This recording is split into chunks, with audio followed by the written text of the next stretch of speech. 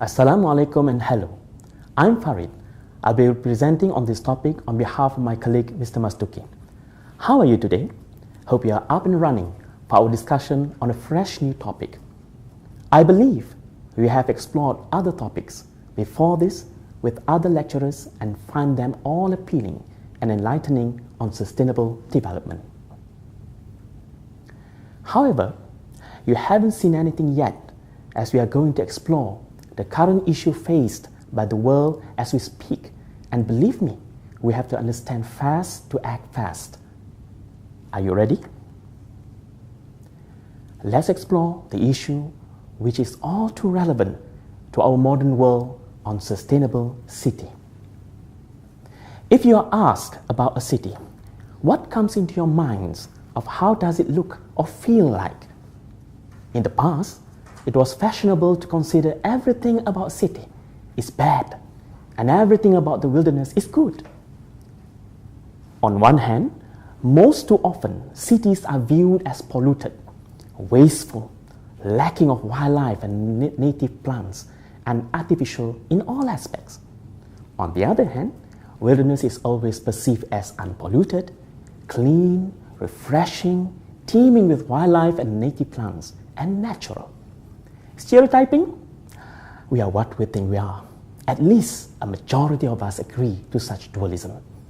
However, due to economic pressure, more and more people are leaving the rural areas and moving to cities for better life.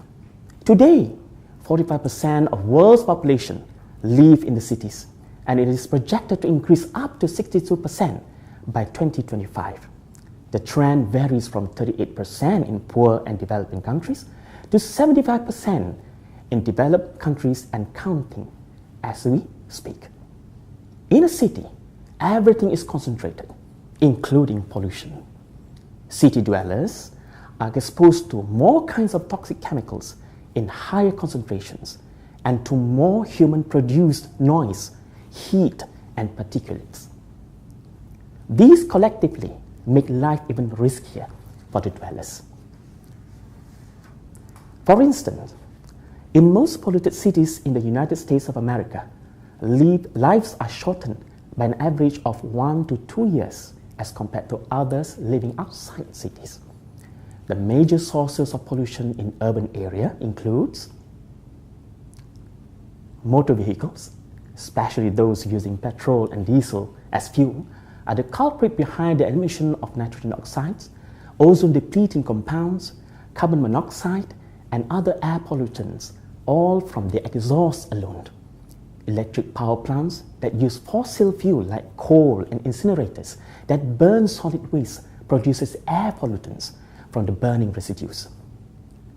The houses and buildings equipped with air conditioner and refrigeration that run on ozone-depleting substances, or we call it ODS, and fluorinated gases, or in short, F gases, and releasing heat into the atmosphere.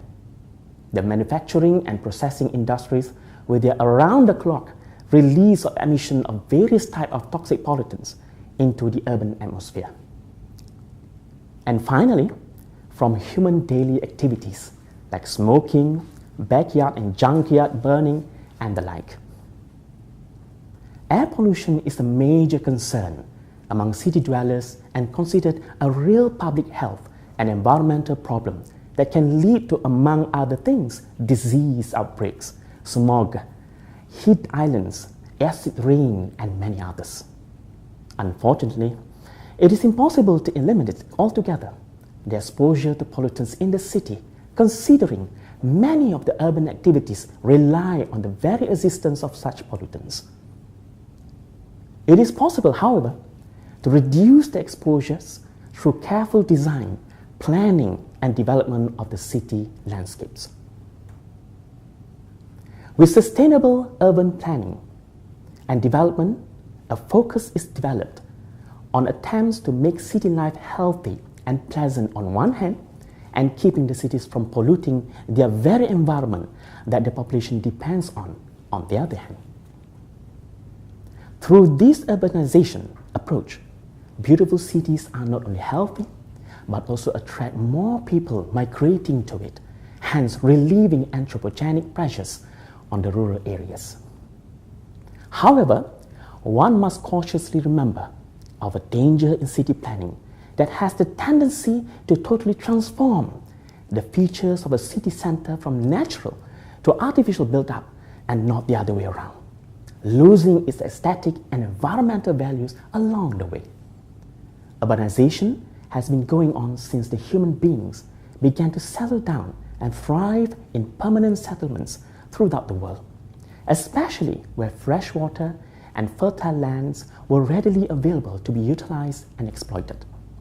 Cities across the human history evolved from a fortress city with lack of natural touch to it into a park city or garden city where natural beings like plants and urban wildlife are accommodated into the infrastructures. These cities are hoped to furtherly evolve into an eco-city, where a city designed with tolerant consideration of environmental impacts, inhabited by people dedicated to minimization of required inputs of energy, water, food, and waste output that cause pollution. A sustainable city should be developed according to the following approaches. Number one, to create the smallest possible ecological footprint. Number two, to produce the lowest quantity of pollution possible. Number three, to efficiently use the land with minimal spatial wastage. Number four, to develop biodegrading mechanism to compost used material and organic waste. And number five, to develop clean energy resources based on waste to energy approach wherever possible. The development of eco-city can be achieved through various means, such as practicing urban farming to reduce the travel distance of food demand from field to fork. Thus, transportation and the pollutions it emitted can be reduced along the supply chains. Generating renewable energy, specifically designed to suffice the city's demand of energy such as wind turbines, solar panels, and biogas steaming. These resources can be tapped instead of relying on electricity produced by polluting coal-burning plants on the natural environmentally destructive hydroelectric dams.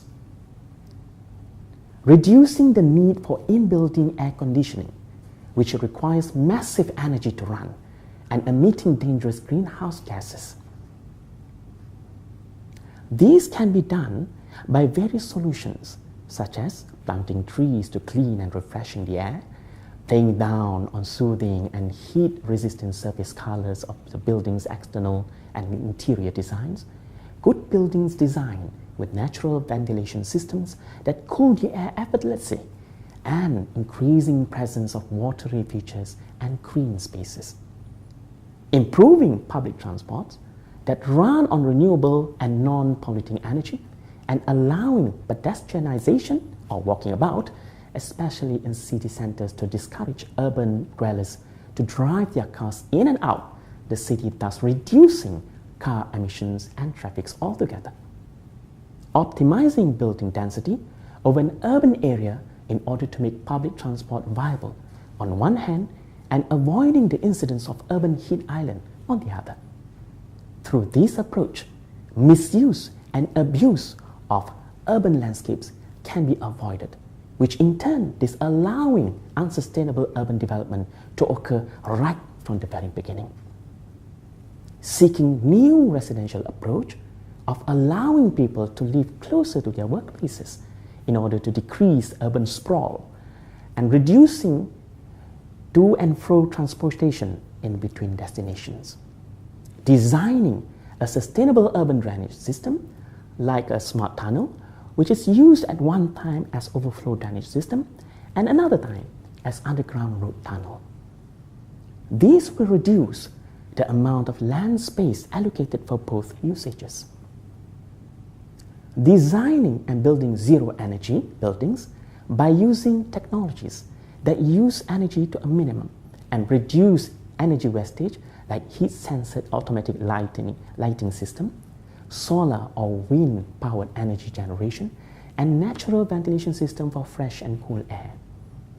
Selecting and using the green technology products wherever possible in developing the city, like solar-powered street lightings, solar-powered public transports, and recycling bins, among others. These solutions are among many not mentioned here, but readily available to be adopted and adapted as we go along establishing new cities now and in the future. It is not a matter of how, but when to use these technologies in developing a sustainable city. Frankly speaking, sustainable urban development requires extended experience in city planning combined with knowledge and understanding of environmental sciences. It is our hope that with urbanization at the peak of human history, we can make cities of the future healthier and more satisfying to the people and better integrated within the natural environment it stands on. The solutions and technologies are there and up for grabs, but are we ready to change our views on sustainable urban living and translate that into meaningful and beneficial actions for future eco-cities and their dwellers?